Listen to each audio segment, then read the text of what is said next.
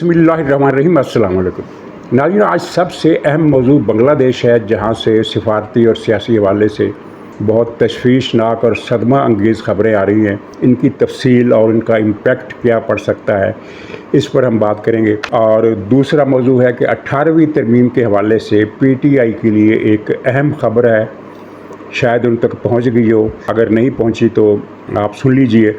और सुहेल वड़ाइस के साथ क्या होने वाला है, उन्होंने जो वजाहत जारी की है वो तो बहुत ही कमाल दर्जे की वजाहत है। इतराफ़ जुर्म भी है और साथ ही इनकार जुर्म भी है। उनके साथ क्या होने वाला है और उनका फ्यूचर क्या है, रियासत क्या उन्हें माफ़ कर देगी, इस पर हम बात करेंगे। तो सबसे पहले हम, मेरा ख़्याल है, सुहेल वड़ाइस का मामला ही ले लेते। बांग्लादेश की बात हम आखिर में करेंगे। सुहेल वड़ाइस ने तरदीद जारी की है। तरदीद क्या है, पूरा कॉलम लिखा था उन्होंने, जो उन्होंने पहले छपवाने की कोशिश की अखबार में, जो नहीं छापा गया, तो उसके बाद उन्होंने वो कॉलम उसका ट्वीट कर दिया। पूरा उसका जो मुसवदा था उसको उन्होंने ट्विटर पर बयान कर दिया। लेकिन फिर उसके बाद ये हुआ कि अगले दिन किसी तरीके से, जो अभी तक समझ में नहीं आई, इदारे वाले भी परेशान हैं कि एडिटोरियल पेज पर ये कॉलम छप गया। कल जो परसों इन्होंने ट्विटर पर लिखा था वो कॉलम कल अखबार में छप गया। और जब इदारे के नोटिस में ये बात आई कि कॉलम छप गया है, तो फिर उसको, उस वक्त प्रेस अखबार डिस्ट्रीब्यूट हो चुका था, उसका कुछ नहीं हो सकता था। लेकिन उस कॉलम को इदारती पेज के जो वेब सेक्शन होता है उसमें से निकाल दिया गया, यानी कि अखबार के जो ई पेपर होता है उसमें ये कॉलम मौजूद नहीं है, जिससे अंदाज़ा होता है कि मामला सुहेल सरवर वड़ाइस के लिए इतने अच्छे नहीं हैं। उन्होंने जो तरदीद की वो बड़ी अजीब थी। उन्होंने कहा कि मैंने कब कहा है कि ये जनरल आसिम मुनीर का इंटरव्यू है। अच्छा, इसमें बुनियादी नुक्ता ये है कि उन्होंने जो भी लिखा उसका अंदाज़ इस तरह का है, कोई भी जो रीडर उसको पढ़ेगा वो यही समझेगा कि ये जनरल आसिम मुनीर का इंटरव्यू है। और इससे पहले भी इन्होंने जो कॉलम लिखे उसका भी अंदाज़ यही था, जैसे ये सारी बातें वो फ़ौज के कहने पर कर रहे हैं। और इसी बात से फ़ौज फिर नाराज़ भी हुई।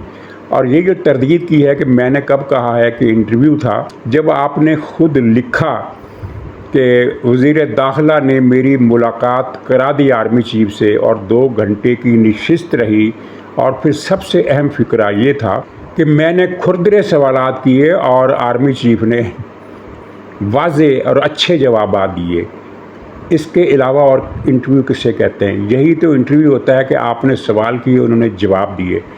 आपने जो फनकारी की वो ये थी कि पता नहीं चलता था कि आर्मी चीफ का फ़िक्रा कहाँ से शुरू होता है और आपके अज़हार ख़याल कहाँ से शुरू होता है, यानी आपके अक़वाल ज़र्री कहाँ उसमें जाकर आर्मी चीफ के फ़िक्रों के साथ जुड़ जाते हैं। कोई हद फासल, कोई बाइफरकेशन, कोई बाउंड्री लाइन उस कॉलम में नहीं है। और यही आपकी चालाकी थी, आपकी स्मार्टनेस थी। लेकिन ये आपकी चालाकी आपके लिए नुकसानदेह साबित हुई। फ़ौज के लिए एक एम्बैरसमेंट का सामान पैदा हुआ, हुकूमत के लिए परेशानी पैदा हुई और PTI को बगलें बजाने का मौका मिल गया। अगरचे उनकी जो बगल बजाई एक दिन से ज़्यादा जारी नहीं रह सकी, क्योंकि PTI की अब हालत ये है कि वो हवा भी चले ना मगरब से, तो वो कहेंगे कि सुबह तो मशरक़ से हवा चल रही थी, अब ये मगरब से हवा चल रही है। इसका मतलब है इमरान खान बाहर आने वाला है। दरख्त से पत्ते टूट कर गिर जाएँ तो कहे इससे पहले तो कभी दिन के 3:15 बजे दरख्त से पत्ते नहीं गिरे, आज ठीक 3:15 पर 2 पत्ते गिरे हैं। इसका मतलब है इमरान खान बाहर आने वाला है। तो उनकी तो हालत ये है। तो चुनांचे उन्होंने सुहेल वड़ाइस के इंटरव्यू से ये नतीजा निकाला कि फ़ज़ा बदल गई है, हवाओं का रुख तब्दील हो गया है, मामला सारा तलपट हो गया है और अब इमरान खान रिहा होने वाला है। हालांकि जिस दिन सुहेल वड़ाइस साहब की पहली तहरीर छपी थी अखबार में, मैंने उसी दिन उस पर तबसरा किया था। और ज़ाहिर अगर मैंने तबसरा किया था तो इसका मतलब है कि पाकिस्तान में बेशुमार लोगों ने इस एंगल को देखा होगा। तो मैंने तबसरा करके कहा था कि ये जो लिखवाया गया है और जो तासर दिया गया है कि ये आर्मी चीफ ने लिखवाया है, तो ये गलत है। ये लिखवाने वाला कोई और है, आर्मी चीफ नहीं है, कोई और है। कोई और कौन है ये मुझे नहीं पता, ये मैंने कहा था। या फिर ये सुहेल साहब के अपने ख्यालात हैं या किसी और ने लिखवाए हैं, लेकिन ये आर्मी चीफ ने नहीं लिखवाए।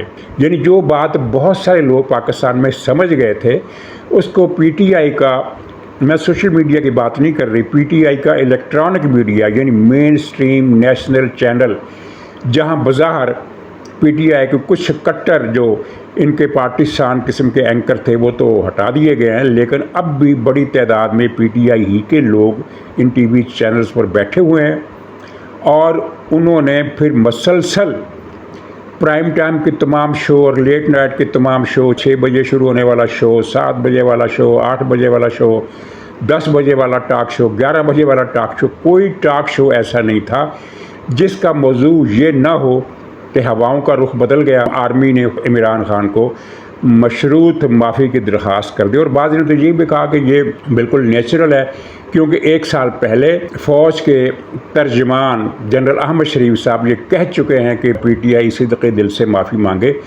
तो बात आगे बढ़ सकती है। तो मैंने उस पर यह कहा था कि ये बात पिछले साल की थी और उस वक्त भी माफ़ी के साथ ये नहीं कहा गया था कि इमरान खान को रिहा किया जाएगा, बल्कि बात पड़ सकती है यानी पीटीआई के लिए बतौर सियासी जमात कुछ स्पेस मिल सकती है, और वो बात भी ख़त्म हो गई। अब वहाँ कोई मूड नहीं है माफ़ी का, तलाफ़ी का। तो खैर, सोहेल बड़ाई साहब ने एक कारीगरी की और उस कारीगरी का उनको नुकसान हुआ। अब उनके साथ जो होने वाला, कल मुफ्ती मुनीबर रहमान साहब ने एक ट्वीट किया, उसमें कुछ इस तरह की बात थी कि कुछ मर्ज़ी के ख़िलाफ़ बातें यानी उनसे जो मंसूब की गई हैं वो मामला इस तरह का करके उन्होंने लिखा कि सोहेल साहब को रियायती नंबर मिलने चाहिए।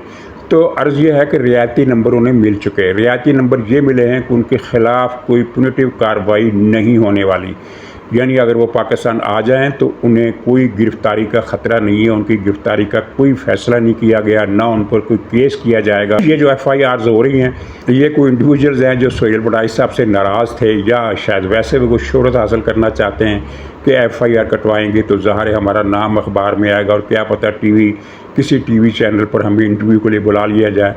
तो इससे ज़्यादा की बात नहीं है। लेकिन सोहेल बड़ाई साहब को लंदन में एक मशवरा दिया गया है कि आप पाकिस्तान ना जाएंगे, किसी खैर खा की तरफ से मशवरा दिया गया। पता नहीं वो खैर खा क्या स्मेल कर रहा है कि वो उसने ना जाने का मशवरा दिया।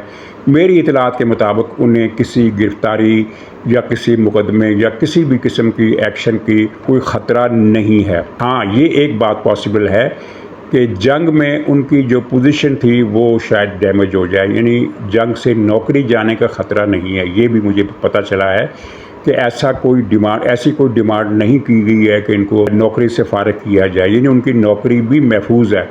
लेकिन जो हो सकता है और जिसका इम्कान है वो ये है कि वो उनकी पोजीशन पहले वाली शायद ना रहे, इससे ज़्यादा। वैसे भी सोहेल बड़ाई साहब अपनी साख को जिस हद तक नुकसान पहुंचा चुके हैं, मेरे ख्याल में उनके लिए यही पनिशमेंट काफ़ी है।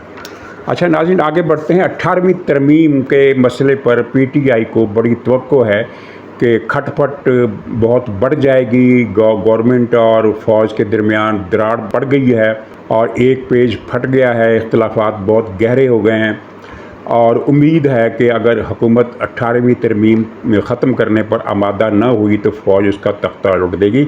अब सारी पीटीआई इमरान खान की रिहाई की उम्मीदों से हटकर इस उम्मीद पर अपना उसने दिल लगा लिया है और सारी तवज्जो इसी पर है। वैसे सवाल ये है कि अगर ये सारी बातें सही हैं और फ़ौज बराह रास्त आ जाएगी, मार्शल लॉ लगा देगी जैसा कि इनका ख्याल है, या कोई और तरकीब लड़ाएगी और इनकी छुट्टी कर देगी, मुस्लिम लीग नून की, पीपल्स पार्टी की, जरदारी, शहबाज शरीफ सबकी छुट्टी कर देगी, तो पीटीआई को क्या मिलेगा? पीटीआई के लिए तो कोई खाना भी खुला नहीं है, उसके लिए कोई गुंजाइश नहीं है। मैं अर्ज़ करता हूँ कि यहाँ महमूद खान अचकज़ई वज़ीर आज़म बन सकता है, यहाँ मौलाना फजल रहमान वज़ीर आज़म बन सकते हैं, लब्बैक का सरबराह वज़ीर आज़म बन सकता है। अगर नहीं है गुंजाइश किसी के लिए तो वो इमरान खान है, यानी किसी भी सेटअप में। तो इनकी सारी खुशी जो है वो मनफी है कि चलो इमरान खान को हुकूमत नहीं मिलती, रिहाई नहीं मिलती, तो शहबाज जरदारी से तो निजात मिल जाएगी, यानी उनकी ये एक मनफी किस्म की खुशी है। इसका इन्हिसार अब इन खबरों पर है। तो खबर अर्ज़ ये है कि 18वीं तरमीम ख़त्म नहीं हो रही, किसी जगह पर भी 18वीं तरमीम को ख़त्म करने का कोई फ़ैसला नहीं हुआ। ये एक झूठा तासुर है जो वही लोग दे रहे हैं जो 2 साल से लगे हुए हैं कि बस डील होने वाली है, इमरान खान बाहर आने वाला है, अगले महीने बाहर आ जाएगा, 2 हफ्ते बाद बाहर आ जाएगा। ये वो अनासर है। होना क्या है, होना ये है कि 18वीं तरमीम नहीं छेड़ी जाएगी, लेकिन वफाक का मालियात में कुछ हिस्सा बढ़ा दिया जाएगा, क्योंकि ये केस सूबों को बता दिया गया है कि वफाक के पास पैसे बिल्कुल ना होने की वजह से कुछ भी काम नहीं हो रहा। हालांकि थोड़ी सी इसमें मुबालगा है, वफाक के पास लल्लो तल्लो के लिए अरबों रुपए हैं। शहबाज शरीफ की शाह खर्चियाँ जो हैं वो हमारे अंदाज़ों से बाहर हैं। लेकिन चलिए उस इशू को छोड़ते हैं। तो सूबे कुछ हिस्सा यानी उससे वो विदड्रा कर जाएंगे, और ये बात उनको दलाइल के साथ, अदाद व शुमार के साथ बताई गई है, मुख्तलिफ हलकों की तरफ से भी, दूसरे हलकों की तरफ से भी। और एक ऐसा फार्मूला बन जाएगा जिससे वफाक की भी इज़्ज़त रह जाएगी और सूबाई खुद मुख्तारी को नहीं छेड़ा जाएगा। और कुछ 27वीं तरमीम के बारे में हुकूमती वज़ीर कह रहे हैं कि ऐसी कोई तरमीम ज़ेरे गौर नहीं, लेकिन ये तरमीम तो आनी है। ये मैं आपको बता दूं कि ये तरमीम तो आनी है, लेकिन उसमें वो कुछ नहीं होगा जिसका प्रोपेगेंडा किया जा रहा है। कुछ अदालती इंतज़ामी इस्लाहात होंगी और इसी में ये मालियात का मसला भी उसमें हल किया जाएगा। और इस तरमीम के 27वीं तरमीम के नतीजे में PTI के लिए सदमे और धचके तो होंगे, लेकिन हुकूमत का निज़ाम पहले से बेहतर हो सकता है। अच्छा, ये वही अनासर हैं जो 32 सूबों की कैंपेन चला रहे हैं, और उन्होंने कहा है कि देखो जी, पंजाब का इतना बड़ा सूबा है, इसकी तो ये तो गवर्न ही नहीं किया जा सकता इतनी बड़ी आबादी के साथ, इसके 3 हिस्से, 4 हिस्से, 5 हिस्से करने पड़ेंगे। ये खुराफात है और झूठ है। इसलिए पंजाब की आबादी कितनी है? 11 करोड़ होगी। 11 करोड़ से 50 लाख ज़्यादा होगी, इससे ज़्यादा तो नहीं है पंजाब की आबादी। भारत का सूबा है यूपी, उत्तर प्रदेश, उसकी आबादी 25 करोड़ है। 25 करोड़ यानी पंजाब की आबादी से दुगने से भी ज़्यादा, और पूरे पाकिस्तान की आबादी से ज़्यादा। 25 करोड़ यूपी की आबादी है। यूनाइटेड प्रोविंसेस, तो Uttar Pradesh, sorry, United provinces इसका पुराना नाम था, जो अंग्रेज़ों ने रखा था 1830 के ज़माने में, याद नहीं मुझे, यानी पिछली से पिछली सदी में अंग्रेज़ों ने सूबा बनाया था। रोहिलखंड और अवध, जो लखनऊ वाला सूबा, ये 2 सूबे मिलाकर इसको बनाया था यूनाइटेड प्रोविंसेस, यानी कि मुत्तहदा सूबे, सूबा जाते मुत्तहदा। तो उसका एब्रीविएशन भी यूपी था, यूनाइटेड प्रोविंसेस से यूपी। और जब फिर अंग्रेज़ चला गया पाकिस्तान और इंडिया आज़ाद हो गया, तो इंडिया की गवर्नमेंट ने इस सूबे का नाम बदल कर दिया उत्तर प्रदेश। और इसमें खूबी ये थी कि नाम का जो एब्रीविएशन है, क्योंकि उत्तर प्रदेश या यूनाइटेड प्रोविंसेस कोई भी नहीं कहता था, तब भी इसको यूपी कहते थे और अब भी इसको यूपी कहते हैं, तो वो यूपी का नाम बरकरार रखा। यूपी इंडिया का सबसे बड़ा सूबा है, और सकाफ़त, तारीख़, कल्चर, हेरिटेज, इन हवालों से इंडिया का सबसे रिच सूबा है। लखनऊ, शाहजहांपुर, सहारनपुर, रामपुर, कानपुर, मेरठ, बरेली, बदायूं, रायबरेली और आगरा, अलीगढ़, ये पता नहीं कितने, कोई 50 के करीब ऐसे शहर हैं जो जिनसे निकलने वाले मशाहीर पूरे इंडिया के मशाहीर से मजमूई तौर पर ज़्यादा हैं। तो यूपी इंडिया की जान है। यही वो इलाका है ना जहाँ ब्रिज भाषा बोली गई थी दिल्ली के आसपास के इलाके में। यही वो इलाका है जहाँ बिंद्राबन था, जहाँ वो राम ने बास लिया था। तो ये बहुत अहम सूबा है। 25 करोड़ आबादी है, उसको इंडिया ने तकसीम नहीं किया, तो पंजाब को 11 करोड़ आबादी के साथ तकसीम कर दिया। ये बड़ी बेशर्मी वाला झूठ है। नाज़रीन, बांग्लादेश से जो दर्दनाक और सदमा अंगेज़ खबरें आ रही हैं सफारती और सियासी हवाले से, वो हमारे लिए नहीं है, वो इंडिया के लिए दर्दनाक है, इंडिया के लिए सदमा अंगेज़ है। इंडिया तवक्को नहीं कर रहा था कि बांग्लादेश में फ़ज़ा ये हो जाएगी।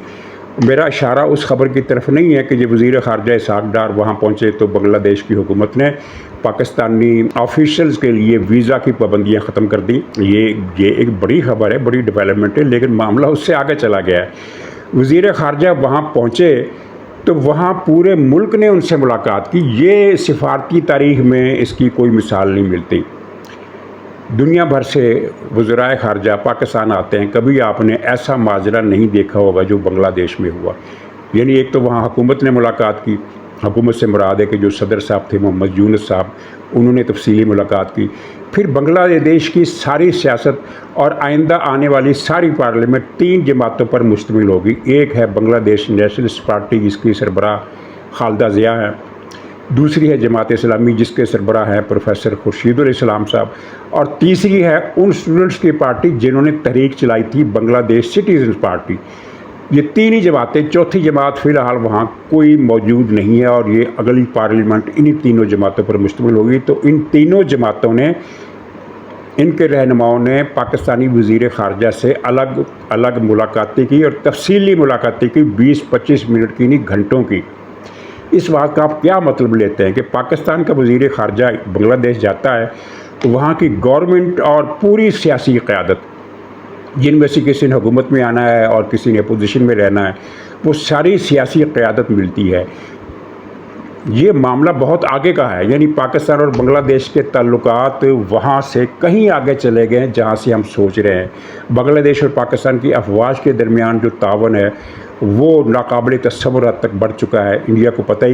इंडिया को यानी अंदाज़ा ही नहीं था कि ये मामला हो सकता है। ये तो ऐसे ही है कि जैसे पाकिस्तान में सऊदी अरब या तुर्की या किसी और दोस्त मुल्क का वज़ीर ख़ारजा आए तो उससे वज़ीर आज़म भी मिले, उससे सदर भी मिले, उससे आर्मी चीफ भी मिले, उससे पीपल्स पार्टी वाले भी मिले, उससे जमात इस्लामी वाले भी मिले, उनसे मुस्लिम लीग नून वाले भी मिले, हर जमात उनसे मिले, तो क्या मंज़र बर्पा होगा। तो ये मंज़र वहाँ बर्पा हो चुका है और ये सारी ख़बरें इंडिया के लिए दर्दनाक हैं, तशवीशनाक हैं, अफसोसनाक हैं, सदमा अंगेज़ है। और इंडिया के लिए नहीं, सिर्फ इंडिया के लिए नहीं, पाकिस्तान में PTI भी इन ख़बरों पर सर पकड़े बैठी हुई है। नाज़रीन, इजाज़त दीजिए, इंशाअल्लाह अगले ब्लॉग में फिर मुलाकात होगी। तब तक के लिए खुदा हाफिज़।